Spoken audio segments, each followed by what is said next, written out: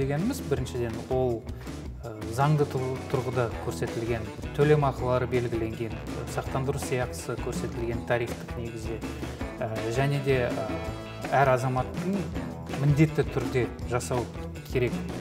Міндетті сақтандыру бұл заң бойынша рәсімделуге тиіс сақтандыру. Көлік құралын міндетті сақтандыру дегеніміз ол сіздің көлігіңізді емес, басқа да адамдарды немесе көлік құралын мүлкін не сіз зиян келтіретін болсаңыз, сол себепте ғана ол төлемақы төленеді. Сіздің көлігіңізге төленбейді.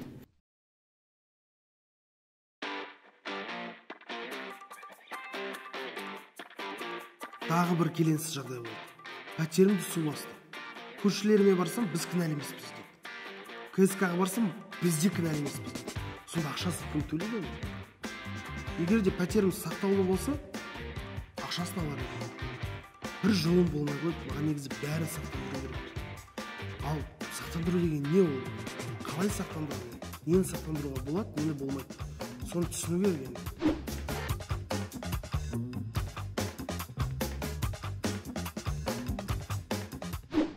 Менің атым Бекзат.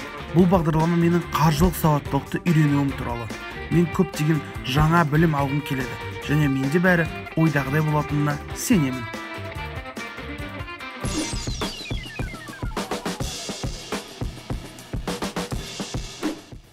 Не себепті өміріңізді сақтау керек деген сұрақты ашып айтқан кезде сақтандырудың не екенін көбісі ұғатын болар.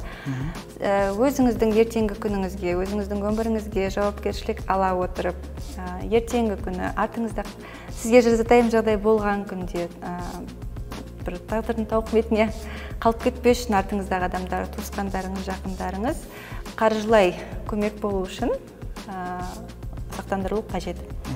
Кез келген жазатайым жағдайдан, өмірден қайтқан жағдайда қаржылай көмек болу үшін. Және бұл сақтандырудың түрі дәл сол депозит сияқты ақшаны жинақтап көбейтуге мүмкіндік береді. Өте қызық екен, жаңа айта кеттіңіз, депозит секілді ақша жинауға болады деп. Осында қалай? Сақтандырудың екі түрі бар. Ол жай жазатайым жағдайлардан сақтандыру, және екіншісі жинақтау арқылы сақтандыру. Жаңағы депозит сияқты дегеніміз ол жинақтау сақтандыру. Ол жерде полистің уақытысы мерзімі келген кезде сақтандыру сумасын толықтай аласыз, және кірісімен қосып, жаңағы үстіндегі пайызымен қосып аласыз. Үстіндегі пайызы дегеніміз ол полис күшіне енгеннен кейін 3 жылдан кейін компанияның кірісінен есептеледі. 3-тен 5%-ға дейін кіріс есептеледі әр полисқа. Мерзім біткен кезде сол 3-тен 5%-ға дейінгі үстіне қосылған кірісті сіз қоса аласыз. Сіз өзіңізге тиесілі кез келген мүлікті сақтандыра аласыз. Бұл жылжымайтын мүлік, тұрмыстық техника, жеке көлік және жиһаз болуы мүмкін. Сіз сондай-ақ қандай да бір мүлікке құқығыңызды сақтандыра аласыз. Ерікті сақтандырудың тек 2 шарты бар. Сіз сақтандырғыңыз келетін мүлікке меншік құқығыңыз бар, және сақтандыру төлемінің мөлшерін лайықты бағалау үшін бұл мүліктің құнын анықтауға болады. Келісім шартта сіздің мүлікті сақтандыратын тәуекелдерді көрсету маңызды.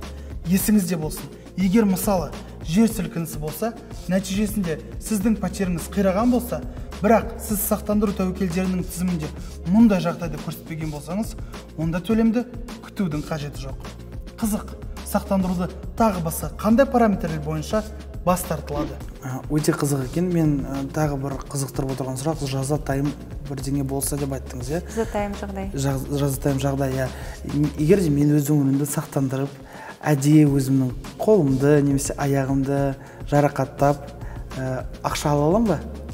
Өте қызық сұрақ. Негізі көбінде былай өмірде де достарымыз сұрап жатады. Бұл жерде бізде тексеріс болады міндетті түрде. Ал оны сіз қалай тексересіз? Мүмкін оны мен мысалы құлап қалдым деп айта аламын, мысалы, немесе басқа бір жағдай болып қалды деп, оны сіз тексере алмайсыз ғой. Негізі сақтандыру компаниясы по факту дейді ғой, жазатайым жағдай болды ма, бізде жаңағы травмалар таблицасы бар. Соған орай сол таблицадағы кестедегі жарақаттар болып жатса, біз оны төлейміз міндетті түрде. Ал бізде служба безопасности деген бар. Біздер медициналық орталықтармен тікелей байланыста боламыз, олар тексереді. Мысалы, жаңағы жарақаттар кестесі деп айта кеттіңіз. Ол жерге қандай жарақаттар кіреді, мысалы? Барлығы дегенде біз бүкіл адамның дене мүшесіне қатысты барлық жарақаттарды кіргізгенбіз. Жаңағы тері дейді, сүйектердің барлық жарақаттар, сүйек сынуы, ушиб, кез келген жарақаттардың бәрі қамтылған. Ит тістеу, жаңағы жәндіктер тістеуге шейін күйіп қалу барлығы. Ол енді өте үлкен таблица травма, оны көрсету керек, оны айту керек. Иә, түсіндім. Әлбетте, егер сіздің жағдайыңыз сақтандыру шартында болмаса, немесе ол сақтандыру төлемінен алып тастау тізіміне енгізілген болса, төлемді күтудің қажеті жоқ. Ал егер компания мүлікті қасақана бүлдіргеніңізді дәлелдесе, төлем болмайды. Сонымен қатар, егер жәбірленуші сақтандыру компаниясына уақытында хабарласпаса, төлемнен бас тартылуы мүмкін. Мұндай жағдайлардың алдын алу үшін бірнеше қарапайым ережелерді ұмытпау керек. Егер сақтандыру жағдайы орын алса, дереу сақтандыру компаниясына хабарлаңыз.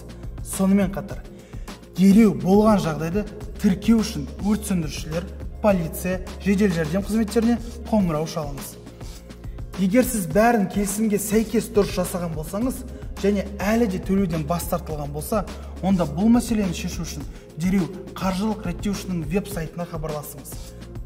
Бірақ, егер сіз алдамақ болсаңыз, сақтандыру компаниясы сізге хабарлай алатынын ұмытпаңыз. Жалпы сақтандыру компаниясын алдап, ақша алу қаншалықты шындыққа жанасады. Мен мысалы естідім, өмір сақтандыру арқылы өзіңнің оқуына ақша жинауға болады деп. Қалай ол сонда? Өзіңнің оқуыңа деген кезде сізге оқуға түсуге уже кеш па? Балалар, бізде ондай продукт бар, енді жеке сол жаңағы сол продуктқа тоқталатын болсақ, education дейтін программа бар. Ол баланы 2 жастан бастап сақтандыруға аламыз. Баладан бөлек әке-шешесі ол полиста сақтандырылады. Өмірлері жаңағы таблица кестесі бойынша жазатайым жағдайдан сақтандырылады. Ол 2 жастан бастап бала кәмелет жасқа толғанша. Е болмаса өздері белгілейді. Ең қысқа мерзім ол 3 жыл. Бала кәмелет жасқа толғанша оқуға түседі деген уақытқа дейін полис қамтылады. Және ол полис біткенше өмірлері жазатайым жағдайдан сақтандырылатын болады. Және полис біткен уақытта сақтандыру суммасын алады.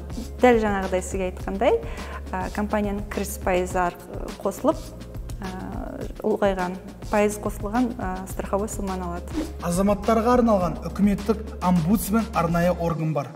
Ол сақтандыру компаниясы мен оның клиенті арасындағы қақтығыстарды шешуге қатысады.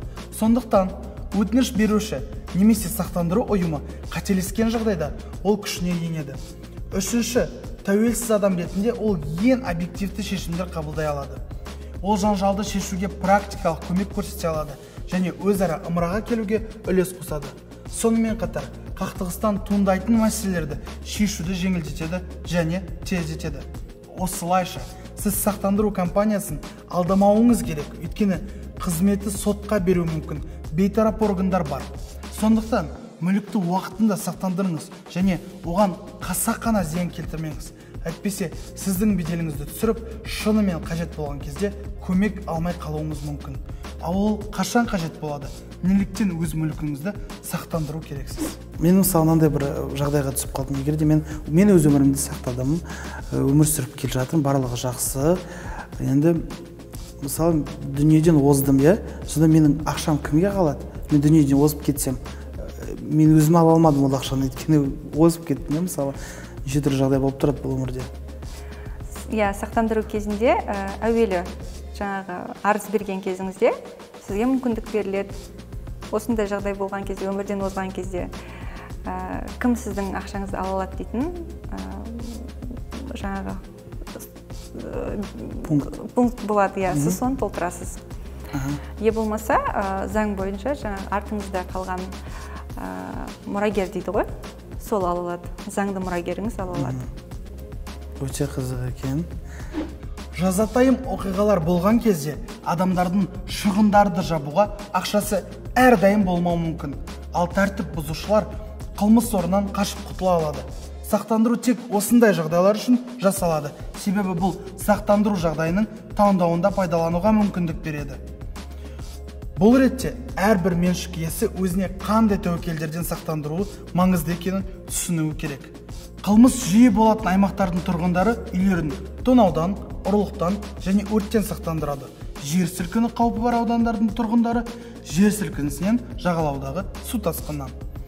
Көп қабатты тұрғындар көбінесе өрттен және көршілерінің мүлкіне зақым келтіру жағдайларына байланысты сақтандыруды таңдайды.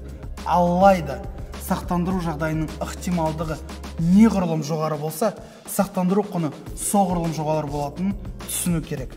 Мысалы, егер сіздің аймағыңызда жер сілкіністері жиі орын алса, онда олардың зардаптарынан сақтандыру қымбатқа түседі.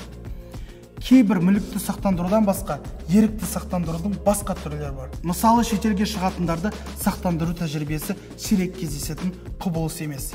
Неліктен бұл өте қажет және маңызды, және ол қандай тәуекелдерді қамтиды? Егер де мен өз өмірімді сақтағым келсе, өмір сақтандыру компаниясына баратын болсам, сіз маған қандай кеңес берер едіңіз? Маман ретінде емес, мен де сол компанияның тұтынушысы ретінде, неге десеңіз, менде де ол компанияда полис бар. Мен жаңағы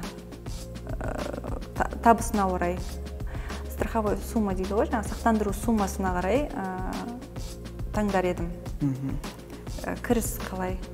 Мысалға келтіретін болсақ, менде ай сайын 7.000 төлейтін полис бар. Ал мерзім біткен кезде 2,5 миллион сақтандыру суммасы. Ал егер мен 7.000 теңгеден 15 жыл жинайтын болсам, менде миллионның үстінен сәл асар аспас болатын еді. Сондықтан жаңағы сақтандыру суммасына орай таңдайтын едім полисті. Біздің мемлекетте өмір сақтандыру компанияларының жұмысын қандай мекеме, қандай ұйым қадағалайды? Қазақстан Республикасының қаржы нарығын дамыту және реттеу агенттігі. Ерікті сақтандыруды алу әр адамның жеке таңдауы. Бірақ мұндай мүмкіндік болған соң, одан бас тартпаған дұрыс.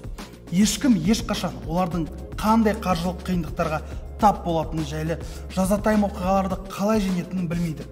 Бірақ егер сіз сақтандыру туралы шешім қабылдасаңыз, абай болыңыз.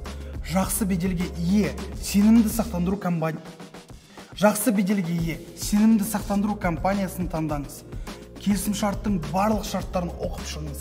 Барлық ықтимал тәуекелдерді мұқият қарастырыңыз. Қандай жағдайларда сақтандыру өтемі төленетінін және қай жағдайда төленбейтінін біліп алыңыз. Сақ болыңыз және жалған кеңселерден өзіңізді қорғауға тырысыңыз. Сонда сіздің жазатайым оқиғалардан қауіпсіздік жастығыңыз дайын болады. Бүгінгі тақырыпты қорытындылай келе, менің түсінгенім, ерікті сақтандыру ерікті болғанымен де, ол міндетті түрде сақтандыру болу керек әр адамға. Неге десеңіздер, ол сіздердің болашаққа деген салымыңыз. Мысалы, сіз өзіңіздің құнды заттарыңызды сақтап қоятын болсаңыздар, сіздер мен сияқты келеңсіз жағдайға түспейтініне мен кәміл сенемін. Достар, менің сіздерге берер кеңесім, құнды заттарыңызды міндетті түрде сақтап қойыңыздар.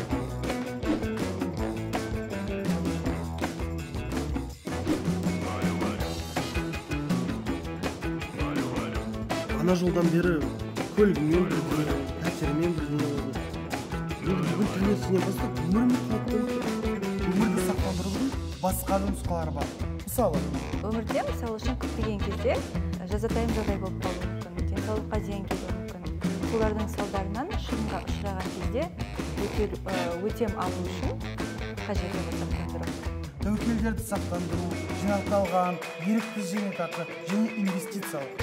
Бұл негізі не үшін қажет? Негізі бір байқағаным, әр бөлім сайын ақылдарақ және қаржылай сауатты болып келе жатыр.